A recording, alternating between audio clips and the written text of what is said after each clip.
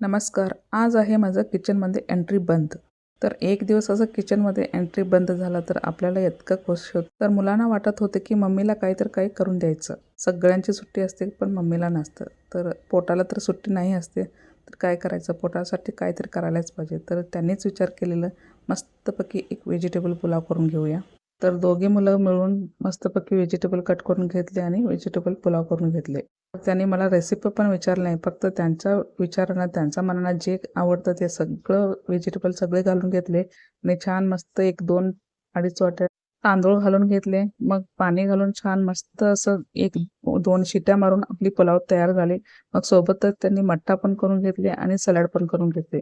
इतकं भारी दिवस गेला आणि इतकं छान बनवलेले. हा मुलाने केलेला स्वाद कायमच आठवण असतं.